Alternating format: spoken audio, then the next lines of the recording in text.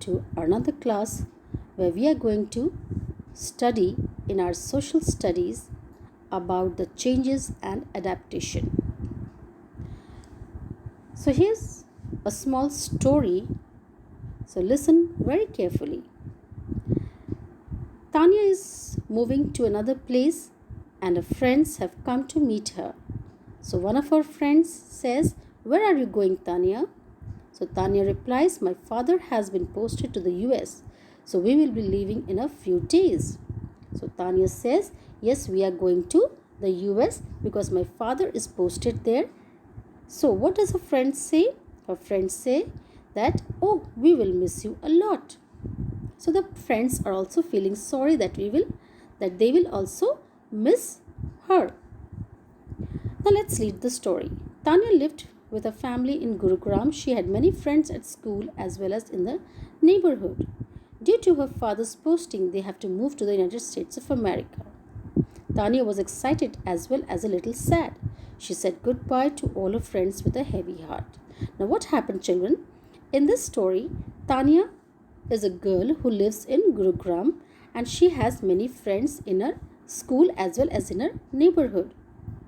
So due to some reasons, her father is posted to the United States of America. Now Tanya was excited about going to America, but she was also sad. Why? Because she had to leave all her best friends. So she said goodbye to all her friends with a heavy heart. Now here's one of her friends asking her mother about Tanya. Sunaina. She asked her mother, "Mother, why has Tanya's father been shifted to the US?" So Sunaina is very curious to know and she asked in her curiousness about Tanya shifting to US.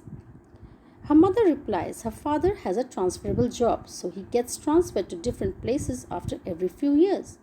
So her mother says, yes, her father has got a transferable job. That means her father is often transferred to a new place due to his job. So Tanya has to also shift with him. Sunaina says, what are the other reasons for which people need to migrate from one place to another? Then Sunaina again asks her mother that mother should tell her that why do people need to move from one place to another? What does the word migrate mean? Means to move from one place to another. Now let's see what her mother has to say. Her mother says often people from villages move to cities to earn their livelihoods. Some people move from smaller towns to cities for better education or to settle down there. So her mother says, yes, sometimes people need to move from their villages to cities. Why? Just to earn their livelihoods, to have a better standard of living. Some people move from smaller towns to cities for better education or to settle down there. Some other people need to move from smaller towns to bigger cities in order to get a proper education and also to settle down for a better standard of living. In some cases, the whole community is forced to shift to a new place due to some reasons. In other cases, this also happens that when a whole society has to shift to a different place because of some reasons. So this type of displacement is known as displacement. So this type of shifting from one place to another is called displacement. Now let's see what Tanya has done.